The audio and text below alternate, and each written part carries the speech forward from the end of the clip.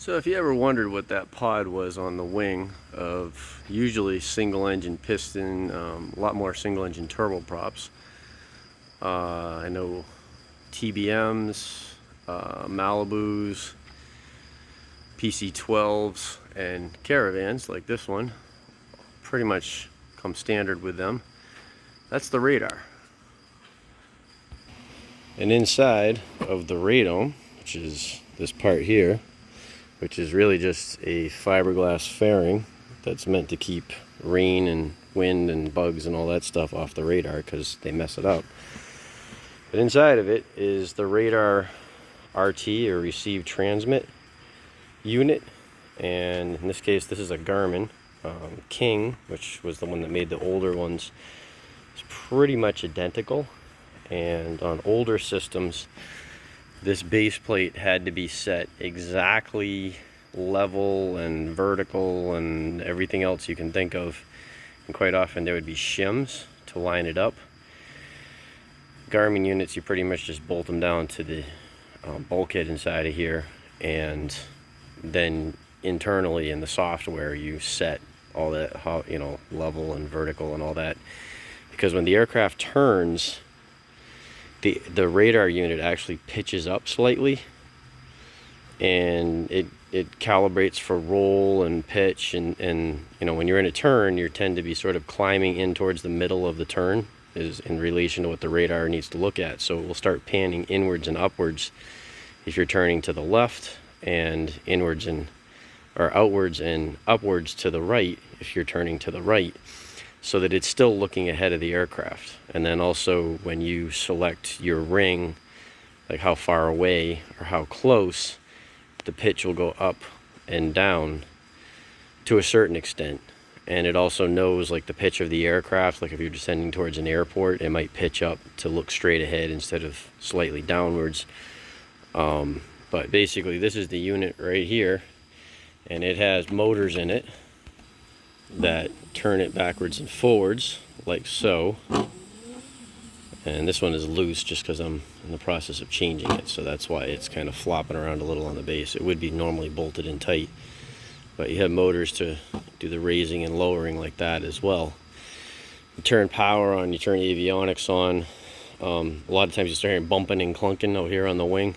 That's this thing panning back and forth and just checking itself. And often when you put them in standby, they'll do some sort of a test thing like that as well. It's just testing the operation of the motors. They have force sensors often built into these, so they can tell like if it's jamming against something, and sometimes these are wrong. In this case, this one, I put this unit in. This is the second unit, supposedly overhauled, and the problem got worse instead of better. That's a problem. And basically on the display it's just flipping out, it's panning up and down, it's rolling through the scale numbers, and it's a software issue. We tried reloading software a couple times, and something is messed up inside of here. So now I think we have a new unit that's going to go on. So here on the bench you have the actual radar antenna, and it's literally just a flat panel. These days they don't even come dish shaped anymore. They're just kind of shaped like that, and it's just 2 layers, and that is actually all a waveguide, because believe it or not, the radar waves are generated down inside of here somewhere, and they go through a tube, believe it or not, a metal tube, and this slot right here I believe is where the radar waves come through. They go into the back of the antenna here, and then through these tubular structures and the reflector baffles and whatever, the radar is actually projected in the way that they want. And from what I understand, the newer ones don't even tilt and pan anymore. They're fixed, and electronically they steer everything, which is even more interesting. We're not quite up to that yet with this one. So this antenna is going to go on the RT, something like that. It only goes one way, and I have to find the slots to make it all line up, and then there's some hardware here to bolt it down. But this right here is very similar to what you're going to find inside of every airliner, up inside the nose.